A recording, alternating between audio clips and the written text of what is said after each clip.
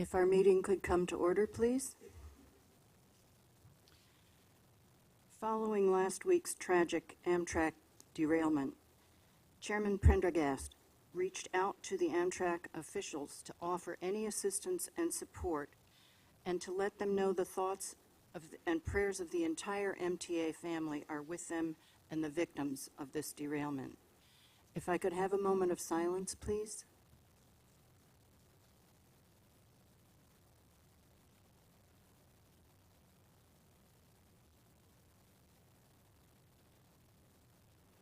Thank you. I'd also like to point out to the committee that next month's CPOC meeting will have a full report on PTC, positive train control, as we're progressing here at both railroads. We have two public speakers. The first is Mr. Orrin Getz.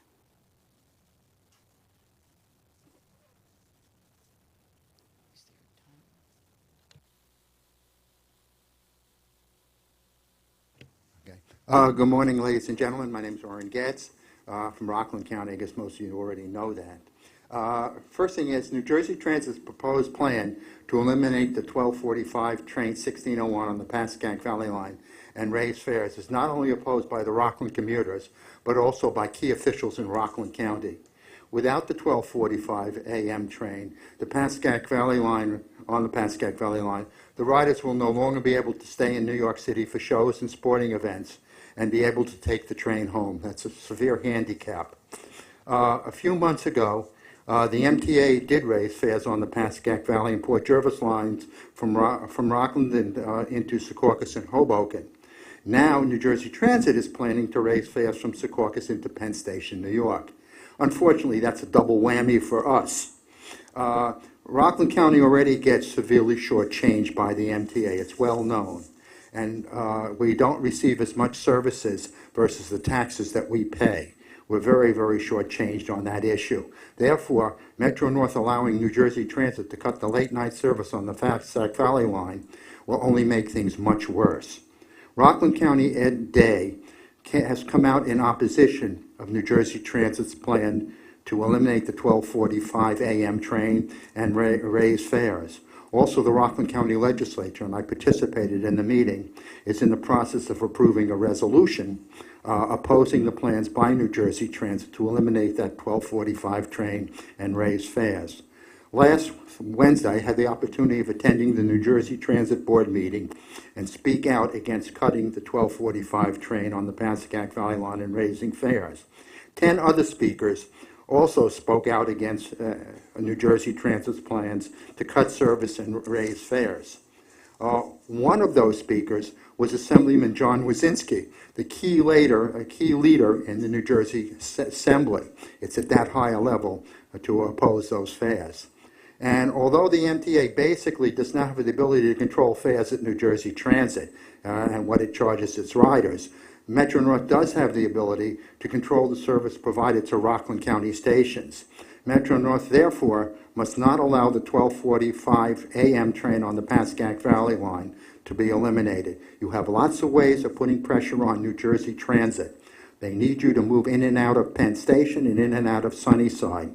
You can deal with them. Ronnie Hickam used to work here at the MTA, and you can work with her on this project to ensure that we do not lose that 1245 train. Thank you very much. Thank you, Mr. Getz. Mr. Murray Bowden.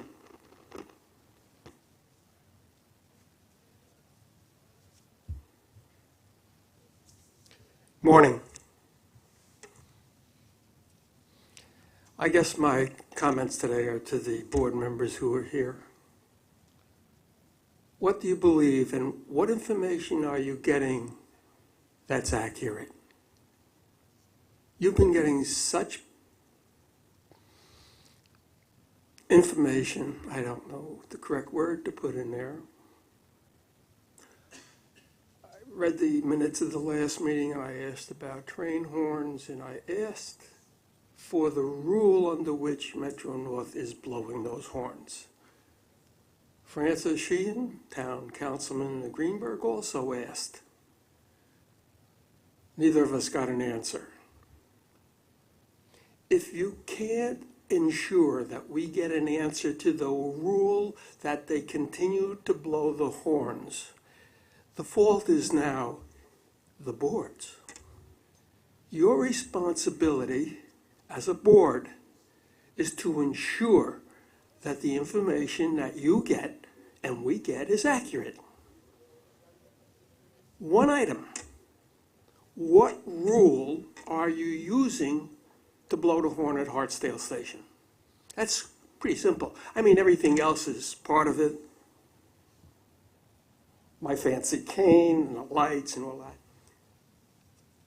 But the defining issue is answer the question, if not to me, then to you. You're buying railroad cars at millions of dollars apiece, everyone with a control cab in it. Cancel the contract and save multi-millions of dollars because you only need a control cab at the beginning of a 4-car train and the end of a 4-car train. They've been doing it for 50 years with married pairs. It's not necessary anymore. They can't give you an answer why they're buying railroad cars that have, and you got to maintain them and test them, and you lose 15 seats because of the space taken up by an unnecessary control cab, and with the electronics you have today. So it's the board, this committee's responsibility. And I tell it to you right now, if we don't find out what rule they're doing, this committee has to say to itself. By the way, I'll only be here for the first 2 meetings, Pat. After that, I'm going to Albany for the New York State Thruway Board meeting at 1 o'clock. They've been very cooperative. I met with the chief engineer and their traffic engineer a couple of weeks ago. I met with the deputy commissioner of New York City DOT and their chief traffic engineer. I meet with New Jersey Transit. I meet with the Turnpike. And I know I'm over time, right? Thank you, Mr. Bowden. No, I'm not quite finished yet.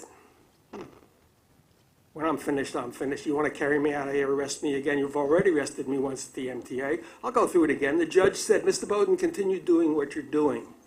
I didn't forget.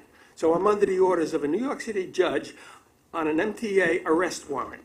Mr. Bowden, charge dismissed, continue what you're doing.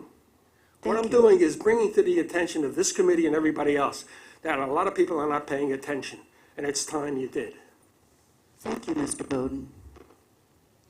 May I have a motion to approve the minutes of the... Thank you. And a second? Second. Are there any changes to the work plan? No, there are no any changes to the work plan. In that event, may we have your report, please?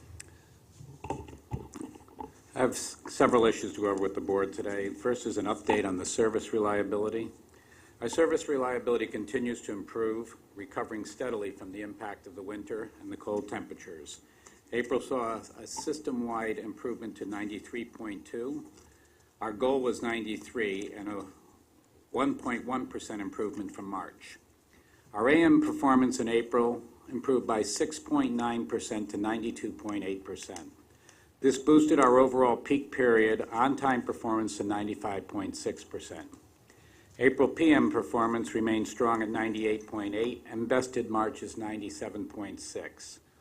Overall train delays dropped by 40% and 98% of our trains arrived within 10 minutes of the schedule. What is most encouraging is that since February, train service has performed with greater reliability from month to month, and our goal is to keep that momentum going. Our weakest performance period for April was weekends, which saw service reliability at 89.3.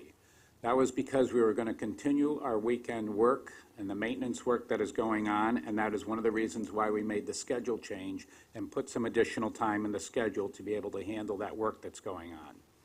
Finally, our west of Hudson operated at 96.3% for the month of April. In terms of infrastructure improvement, the low weekend on-time performance, as I said, was due to the restart of our track program, but the improvements that we are taking place include installing a new interlocking near Fordham Station, which will improve our operating capacities on both the Bronx and New Haven line and Harlem lines, installing 8 miles of continuous rail, replacing 6 grade crossings in New York and 6 in Connecticut, installing fiberglass brackets and channels to support the new aluminum third rail that will be placed in key locations that we have had the problem with the salt intrusion and the fires that are taking place on the third rail. We are hoping that this is going to correct it. Infrastructure constraints contributed to 2/3 of the train delay minutes last month. These infrastructure improvements and safety measures are necessary to improve customers with the train service that is safe and reliable. They do take their toll on travel times. We realize that the necessary track work, either scheduled or unplanned, increases the probability of train delays. That is why we have reviewed and revised the train schedules to ensure sufficient windows exist to perform track maintenance, and this sometimes means adding time to a train schedule during weekends and off-peak periods. Additional work we are doing this year to improve reliability include performing the Sandy-related switch and signal replacement work on the Hudson Line, installing proximity detectors on Saga movable bridge, cutting over to the new signal system between Mount Vernon and Pelham, and replacing the solar switch machines that are approximately 20 years old in Stanford Yard. In terms of the schedule change, effective April 26th, we did make the schedule change to improve the reliability, and on weekends, travel times are temporarily lengthened for that infrastructure work. So far, the schedule change has gone well, with May performance system-wide at 93.2%. We are monitoring our service and reviewing the input from our crew observations, customer feedback, and customer counts to improve our schedules and also set up the number of cars that are on each train. The schedule change also saw a new temporary transfer, Devon Transfer Go, into service where the Waterbury branch meets the New Haven line. I was hoping to have a picture of that up here because, there we go. This was done by our internal forces. As you can see, they turned around and built an entire platform so people can come in off of the Waterbury line and then walk over and get onto the New Haven line. They not only did this, but you hope there's a night picture that's going to come on that they're very proud of. And I've got to tell you, our forces did a fantastic job of lighting this up, putting this thing in, and it has resulted in the fact that we put 1 minute in on the New Haven lines to accommodate this transfer, and all of this is working. And it's worked extremely well. We've not lost time because of it with our main line. And again, I have to commend the maintenance forces and our engineering forces and our structures forces, as well as the dispatchers, for the work that has gone in here. But as you can see, it's all done with internal forces, and they did a great job on it. Devon Bridge work involves steel repairs, a new wooden deck and new miter rails on the Track 3 span. Its completion is a prerequisite to the next and final phase of Connecticut DOT's overhead catenary wire replacement project. And over the past year, the Connecticut DOT has worked with Metro-North to ensure that this work would occur with the least customer impacts possible. Work will occur during daylight hours, 7 days a week, weather permitting, for 6 months. Customer satisfaction. As our service and equipment reliability have improved, we have seen a corresponding decrease in customer complaints. Overall, complaints were down 25% lower in April than in March. Complaints about late or canceled trains, the driving indicator accounting for the most complaints, have gone down 46% since March. And overall, customer complaints have fallen 58% since the major schedule change we enacted in May. An update on Walk Bridge. As you recall, the 119-year-old span has gone decades without any plan for replacement despite its declining reliability. The bridge is owned by the state of Connecticut and carries 4 New Haven line tracks over the Norwalk River, and Metro-North forces maintain the bridge, which swings open by rotating about a pivotal central pivot to allow the marine traffic to pass underneath, which basically means every time we open it up, we lose all 4 tracks. Twice since last summer, the bridge failed to close properly, resulting in major service disruptions on the New Haven line. Since then, teams from both Metro-North and Connecticut DOT conducted an operation review of the procedures at the bridge to minimize future risk of failure. Following a series of recommendations that resulted from the team's work, Metro North forces performed several modifications that were made over the past 9 months. The result of which is an improved reliability on the bridge that will last until the bridge can ultimately be replaced. Connecticut provided $3 million to fund these improvements. The work consisted of installation of limit switches to prevent over-rotation of operating gears, retrofitting the miter rail lift assemblies to achieve the higher lift, installation of supplemental jacking system to mitigate the thermal effects of the bridge operation, and replacement of the tapered rollers and spokes with the pivotal assembly. Again, thanks to the efforts of the maintenance away personnel, we were able to enact certain repairs to Walk Bridge in order to maintain the integrity. The work was done in combination with a project already underway to replace the rails and ties on the bridge, and the new mechanism will be programmed into automation of the bridge to reduce the personnel necessary to open the bridge. According to Connecticut DOT, construction on an entire new bridge is expected to begin in 2016 and can be completed in 2020. The new Walk Bridge will be a state-of-the-art and will feature twin vascular bridges that will enhance the safety and reliability of the commuter intercity passenger rail service. In other words, instead of losing all 4 tracks, there will be a double span that will go up on each side. So therefore, we potentially, if something were to go wrong, we would still have 2 tracks that would remain in service. In terms of grade crossing safety, we continue to highlight the importance of grade crossing safety. As I mentioned last month, Metro North has been working with the New York Department of Transportation and the town of Newcastle on a plan to improve the roadway and grade crossing at Roaring Brook Road. These improvements will now take place the weekend of May 29th to May 31st, weather permitting. The roadway improvements include new street resurfacing on both sides of the crossing, new signage and pavement markings, and while the road is closed, train service will continue to operate on one of the 2 Harlem Line tracks. The other track will be out of service while Metro North forces perform grade crossing improvements, including installation of new ties and stone ballast and resurfacing the crossing pad. Grade crossing on the remaining track will be done at a later date in the summer, and we're also coordinating with the DOT and the town to inform the public of the road closures during this weekend. We continue to assess the other grade crossings in our territory, and we work with New York State and Connecticut DOTs and appropriate municipalities to implement similar safety improvements.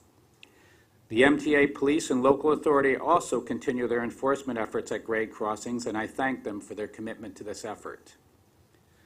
We are also moving forward with our outreach and education program, as well as our partnership with Operation Lifesaver to further educate the public about grade crossing safety and awareness. And finally, on the west of Hudson, there was a schedule change on the Port Jervis and Pascack Valley lines that went into effect yesterday. Minor adjustments to improve the service. On the Port Jervis line, to improve connections made at Secaucus Junction, the 6:05 train from Port Jervis now departs 3 minutes later at 6:08 and arrives at Secaucus Junction 6 minutes later at 8:15 a.m. Arrives at Hoboken 5 minutes later at 8:26. There were minor changes to other AM trains intended to improve reliability and reflect actual train performance. And on the Pascack Valley line, minor adjustments were made on several trains to reflect actual train performance. The new schedules contain a number of minor changes to accommodate the summer construction season and track maintenance programs. The new timetables are available at Hoboken Terminal and Secaucus Junction or online at both New Jersey Transit and Metro North's website. Thank you. Questions from the committee? Commissioner Mordler?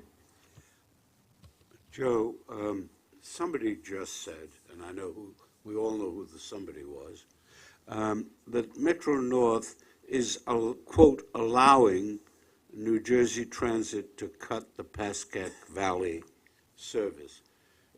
I take it that's not an issue where we either allow or disallow or anything. New Jersey Transit operates as badly as it always does, am I right? Forget the hyperbole at the end. I was going to say I will not comment on the operation. I will tell you that the executive director for New Jersey Transit, our president Ronnie Hakem, and I have been in constant conversation over this. They are conducting their hearings the same way we would be conducting our hearings. We are also reviewing alternative analysis with them to see what else can be negotiated, but right now we're in active conversations and we're waiting to see how this reacts. But I want to be clear in terms of the first part, which you're bringing forward. There is nothing that we've gone to allow. We were notified that this is something they're evaluating, and we're following that evaluation process. Any other questions? Easy day. Could we have the safety report, please?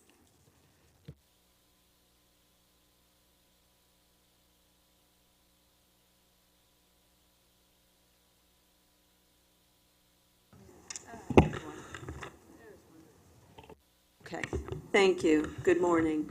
I will begin by summarizing the safety employee total injuries, reportable injuries, and lost time injuries, as well as our customer injuries through March, and we'll compare them through the same period last year. So right now through March, our total employee injuries are down about 18%. Our FRA injuries are down about 27%. And our lost time injuries are actually down 31%. So we are making progress in reducing those injuries. We're getting closer to our goals. We're not quite there yet, but we expect continued progress in this area with all of the other efforts. Our customer injuries are actually up 57% compared to the same period last year. That is directly related to the Valhalla incident, where 39 of the 111 total customer injuries that we have right now are related to that incident. We have looked at our top 5 customer injuries. We can see that there is an increase in slip, trip, and fall injuries on our customers. We've looked at any patterns that may be developing at all, but there aren't any. We're seeing, one at one station, one of one type at another station, and they're spread out throughout the system. So there's really no pattern developing at all, but we will continue to watch that and see if those numbers increase at all and where we can make some improvements to try and reduce those numbers. So we'll continue that. And our contractor injuries, we've had 2 total contractor injuries through the period of March for this year. So I'll continue on with our enhanced safety action report. March 19th, we had our last safety stand down. For the first one for this year. We've since then had another one. We had over 2,000 participants in that stand down. Our second quarter safety stand down was just held last week on March 7th, and we focused on fall prevention, fatigue, dual employment, and our C3RS program. OSHA had a national campaign focusing on preventing fall-related injuries ending May 15th last week, which was the impetus for our fall protection focus.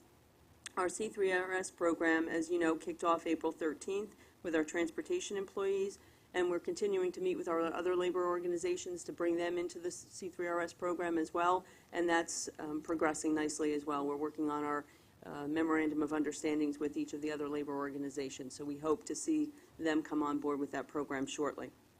For our cameras, the preliminary design effort is underway for our interior, inward-facing and outward-facing cameras on our train equipment. NTSB recommendations, as you know, we're continuing to work on those NTSB recommendations that we've received so far. We're working with the other agencies as well to ensure that we've got a cohesive approach at any of the NTSB recommendations that have come out and the implementation for remedies to those. Our speed compliance program through April, we've had 24 compliant radar observations and 46 event recorder download reviews with no failures. Through April, there have been about 441 downloads with no failures to date. Our obstructive sleep apnea pilot program, so far we've screened 319 of our 406 locomotive engineers. We've got about 80 more engineers to screen. And to date, we've had about 84 referred for further testing. So that's positive for us. That's actually lower than what we anticipated going into the pilot program. So we're seeing some good results there, and we look forward to the end of the pilot where we can share the results and share with the rest of the agencies as well. And PTC, that progresses, as you know, and you've seen and had, and you will have next month at CPOC in June, a full report on PTC. And if you have any questions, I'll be happy to try and answer. Commissioner Mordler? If you take Valhalla out of the customer injury number, Yes. do you know offhand what it would be? 72, Which compared to is- 70 last year. Which is fairly consistent with all the prior years. I do want to take this opportunity to congratulate both you and Joe Giletti for being able to mesh, or at least begin to mesh, on-time performance and safety in a positive way, and I thank you for it. Thank you, and that's far from either myself or Joe's doing. It's the entire organization, for sure. Any other questions? In that case, Chief Cohen?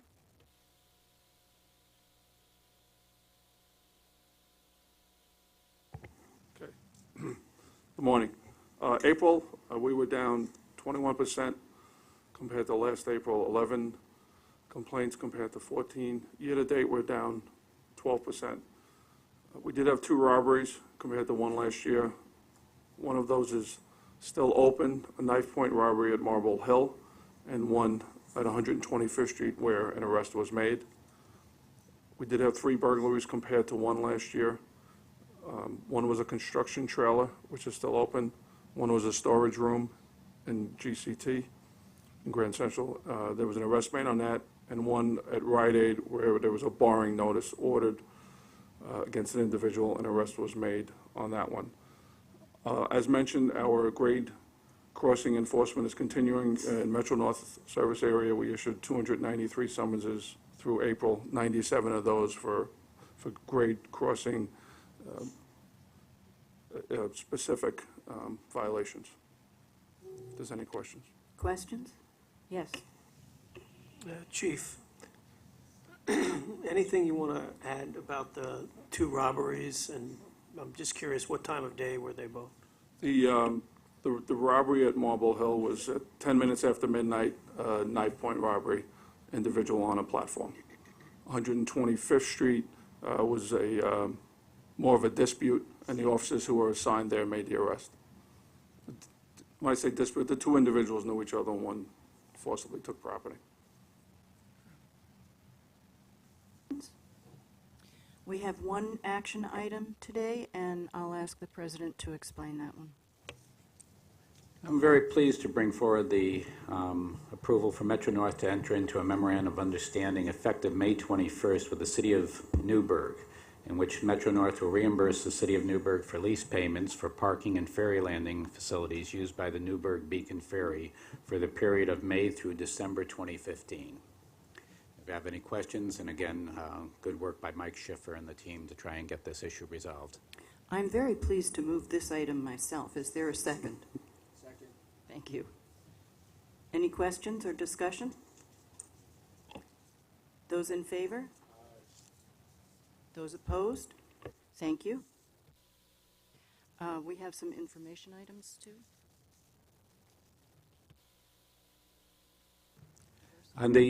Under information items, the thing that I would like to point out to the board is the diversity and EEO report. Robert's team and our HR team under Catherine Beatrice Kendall have done a fantastic job in terms of what has been going on in our hiring. Our hiring numbers continue to improve. When we compare our first quarter of new hires for 2015 with the previous 4 years, it shows that for the first time, the majority of our 2015 new hires, almost 54.5%, were minority, and an 18% increase in minority new hires since 2011. This shows that our recruitment efforts are moving in the right direction, and we plan to continue our efforts to increase both minority and female hires. So, to Robert Rodriguez and his team and Catherine, I wanted to let the board know that I think they've done a great job.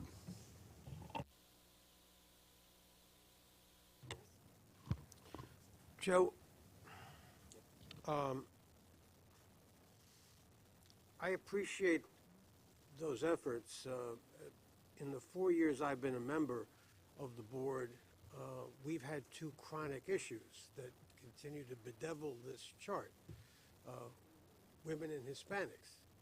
We're still in the same place. And I applaud your efforts. I'm just wondering whether it's keeping pace with retirements or other separations, because we can't seem to get from behind this thing. You know, I'm going to respond from two ends. One, I was a little bit surprised when I came back, all right, being very candid about it. I do know that the majority of our hiring has been in specialized skills that have been predominantly, and I'm going to use the word predominantly, male-centered in terms of the female hiring. And we've been looking into that because we took on those issues years ago. And that's why I want to say that I know that we're doing everything we can to open that up and to look at how do we change not only where we're putting out the notices, but to ensure that those notices are going that are going to bring us back a great pool. And again, I'm going to emphasize that what we go for is hiring the best, and that has been the standard that we go by, and I am very sensitive to what you brought forward. That's why I'm saying it's a marked change, that we're moving in the right direction, and I am aware of both of those issues and that we are working on them. And Catherine, is there anything else that you want to add to that right now? Because it'd be an opportunity to say it. Walk up to the microphone, please.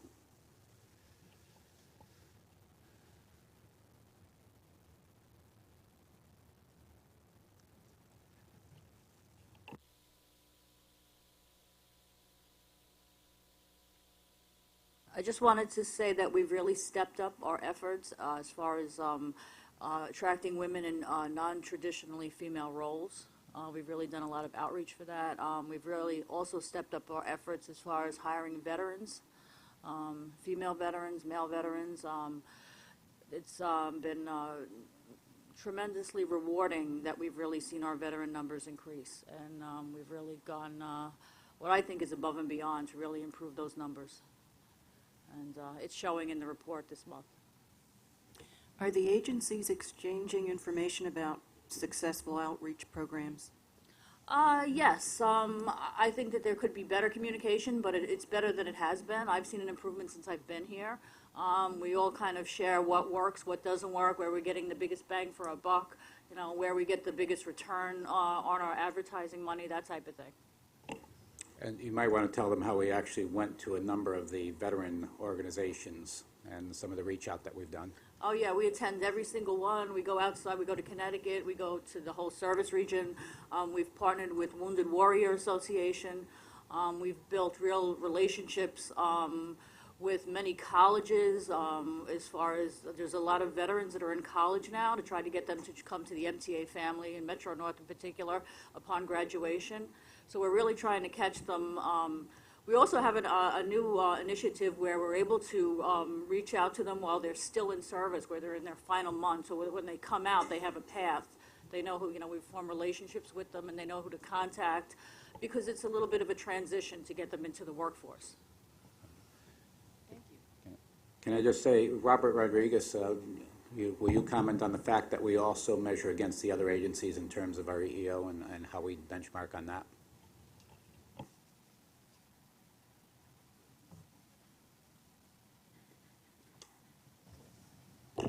Yes, we do quarterly comparisons, and we're looking to see how we do as compared to the other agencies. Our recruitment area is a little bit different, but we do make those comparisons.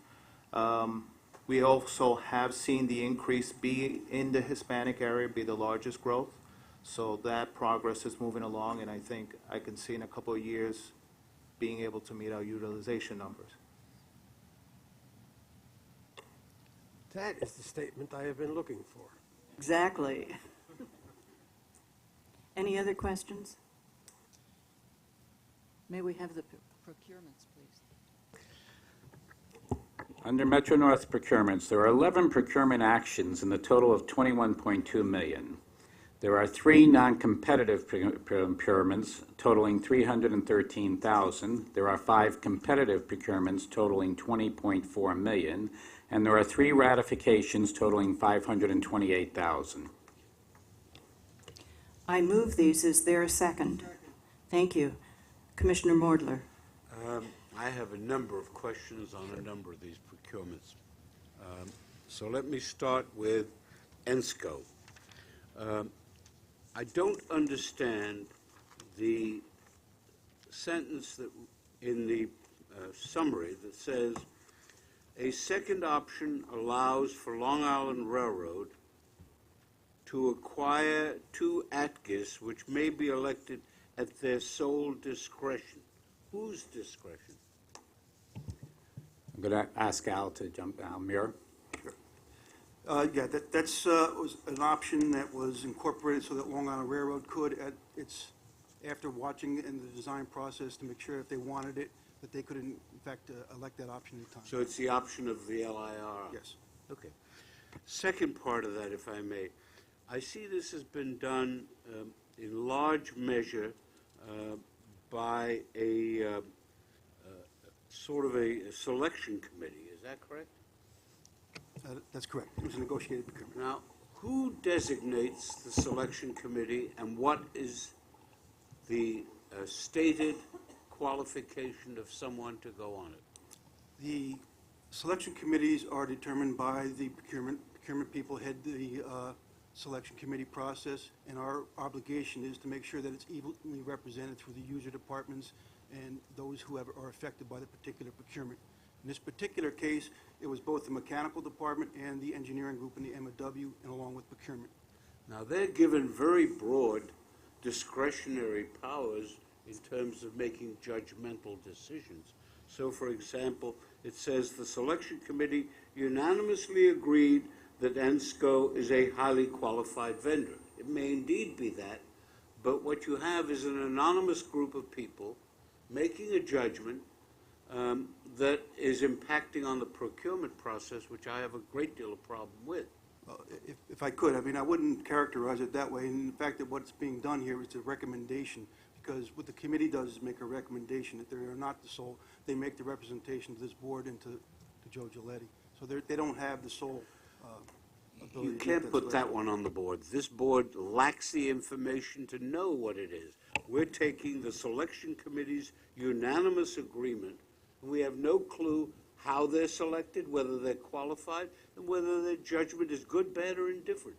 It seems to me that in order to have a valid procurement process, you need to have the following factors: fairness, transparency, integrity, and effectiveness, as well as competitiveness. I don't see any transparency in this process because you've got an issue here. Joe, my bottom line to this, and you'll see it in a minute on some of the others, is I have made this point before and I will make it again. I think we need to go out as an agency and retain an entity like McKinsey or like Boston to go in and take a good hard look. The fact that KPMG, a bookkeeping, accounting, auditing company, has been retained by somebody to go take a look at something does not impress me. I want to know, I think the board has to know, whether or not we have a process that is fair, transparent, competitive, and effective. And this kind of question bothers me because it's hardly transparent to say the selection committee unanimously determined this was a qualified bidder when you don't know who they are, what their qualifications are, and what their strengths are. Commissioner Balen. Thank you. I want to support my colleague Chuck on this, but what I've learned over the past few years in my questioning is that it's very often a situation of the written not matching what they've actually done. And I've asked over and over, and they've come a long way in improving the written submissions to us. And I just wonder, in this specific instance, if you could just explain a little bit why you reached that conclusion, and then I would respectfully suggest that next time you put something like that, the supportive information in their board packet so that Mr. Merdler's concerns are specifically addressed, or that we can get down to, what is the situation and what is the problem. I'd like to respond before Al does. First off, Well, wait, are you going to respond to me or to Chuck? both? Okay. Okay, since you affirmed Chuck's concerns, and I'm trying to No. respond to both. No, I'm. No, but I also want, besides the global, I want specifically what about, okay. And that's what I'm going to respond to. From the Thank you. standpoint, I'm hearing you, and maybe that what we ought to do is list the titles of each of the people that are involved in this evaluation, because this type, particularly this one, all right, you're dealing with equipment that's very specialized. It's autonomous geometry equipment. There's only a limited number of people that are producing that in the industry, and we've put the best of our people onto that to go and make that determination. And I'm going to tell you that I don't believe that we could hire a firm. They would turn around to the people that we have and people in our industry to go and make these types of evaluations going forward. And I do want to say it is very open. I'm going to lose this microphone. Okay. Another one. It's very open, very competitive, and when you're talking these types of dollars, on top of the fact that anytime we're doing these, we're subject to a number of oversight agencies that will come on in to go and evaluate our process as well. So, John, directly in response to yours, I'm going to ask Al, in the future, let's have a discussion on whether or not we don't list the names and titles of the people that are on the evaluation committee to give the board a little bit more comfort in naming the people that are on the evaluation that are making this evaluation to the board. That's an excellent first step, but on this specific one, and thank you for that. Commissioner Moore? On ENSCO, what you just said, just to finish it up, maybe we should do this away from the committee, but if that kind of information was put in, that this is a highly specialized, just a little more as to what is behind the criteria of determining what a, quote, highly qualified vendor would be. You get into the value, but you're not into the qualifications, that there are only 3 people in the world who can do this, that is a highly specialized area, that they have done it previously in X, Y, and Z locations. I haven't addressed Chuck's suggestion on hiring another firm. I don't know where I am on that. I'd love to hear more from Chuck about that and from you. But I'm just on this specific ENSCO one, to try and help you get our approval. You want to respond to? Again, in a transparent manner, so. Right. I just Allow want to him to again respond, respond Chuck, on and the then we'll- transparency, because I think I was here 1 month when I first brought this forward to the board, that we were looking to go down this path. So this has been an open dialogue with the board for well over a year. There's been no hidden, in other words, this hasn't come in, and I don't want to sound defensive on this. I'm just trying to say from the standpoint that I truly do believe we were trying to put it out there as to what we needed. We had an explanation for it. I think John Kesich was the first one to write this up. Matter of fact, it was a reach out into an area that I did not have a lot of familiarization with. I waited for us to get a chief engineer brought on board. I brought Glenn Hayden in. He was tremendously supportive of this, and it puts us in a realm of being able to constantly monitor the condition of our infrastructure. And it is relatively new to someone like me that's been in the industry for a long Everything time. you've said now and 2 minutes ago, if it were written in here, it would be very helpful. I understand what you're saying. Otherwise, we don't know this. Commissioner? Joe, I want to be very clear about the fact. I'm not focused on the merit of the contract. I'm focused on the process. And let me take you to the next 3 procurements to make my point again. They involve extensions of existing contracts. Number 3 is an extension of a contract that was awarded apparently in 2010 or maybe 29, all right? And they got 4 years.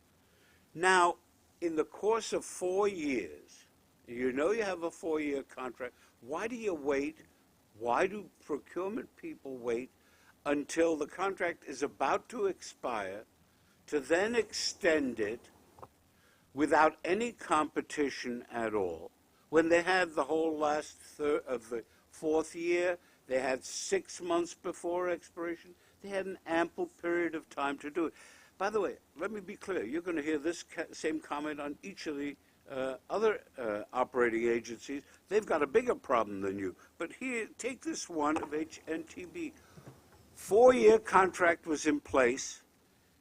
Just as it's about to expire, we got to extend it a whole year more and give them another year without competition. Is that in the public interest? Without interrupting, I ahead. am recusing myself from that one. I didn't realize we were going to jump around here. So on H3, I recuse, please. That's the Yes.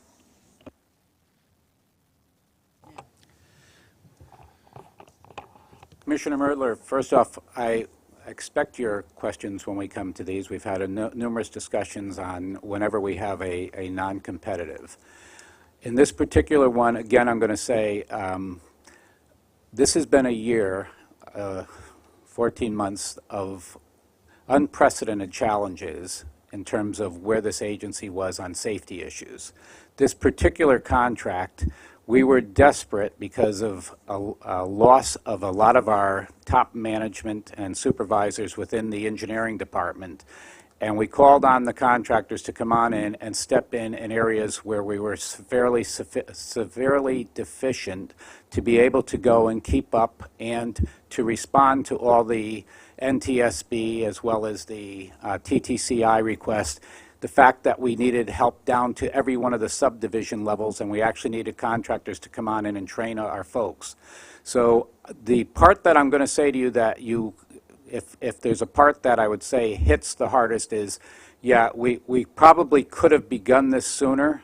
The truth was that you lock into a firm that has been tremendously helpful, and we go to extend that contract because we're desperate for that expertise right now.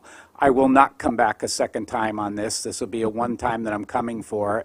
And could it have gone a little bit sooner? I don't know. I will reevaluate that part of it, but I will tell you that I would not have come here with that if I felt we had the opportunity to go out there and advertise and bring firms in. Right now, I've got to get done what we've initiated and we've pledged that we're going to do to NTSB and everybody else, and that's what's behind this. Joe, I understand the validity of every single point you have made, and I accept it. But this is not the only one. You've got the oil contract that also was a 4-year contract. And again, at the very last moment, let's do another year without competition. In my view, if I see any more of these, I'm going to move to amend and make it 3 months and no more, or oppose them in the entirety. But it's just wrong. We are charged with providing competition. You have worked for it. The members of this board, every one of them, has emphasized it from time to time. The chairman of the Finance Committee has commented on it. And here you have a free pass for another year without competition. Ain't good for business, and it isn't good for pricing. Al, Mr. Mergler, if I could, please. I mean, for the Sprague operating, Metro North was in the process of putting out another RFP, and as the narrative states in here, the BSC, who was going through a process of leveraging the larger quantities through all of the agencies, told us to not go out with another procurement because they wanted to use that leverage and that they were going to be handling subsequent procurements in the past, in the future. So this, to the contrary, this is in fact one of those cases. Yes, we're extending it for an abbreviated period of time, but it's for the sole purposes of making sure that we do have a much larger, better leverage procurement in the future. A 25% term increase is not an abbreviated period of time. And my point is, it shouldn't happen. The idea is to create competition which serves to reduce prices and increase quality and performance. It seems to me that in the future, we ought to limit any extension of any kind, barring a clear and present emergency, to 3 months and no more. Thank you. Any additional comments or questions? Those in favor? Those opposed?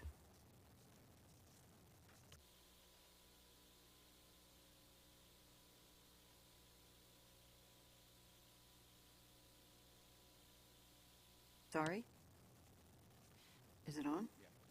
You have the agency monthly reports in your book. Do you have any questions about them? Hearing none, the next meeting is June 22nd at 11:30 in this room. Oh, wishful thinking, 8:30. Thank you. Motion to adjourn.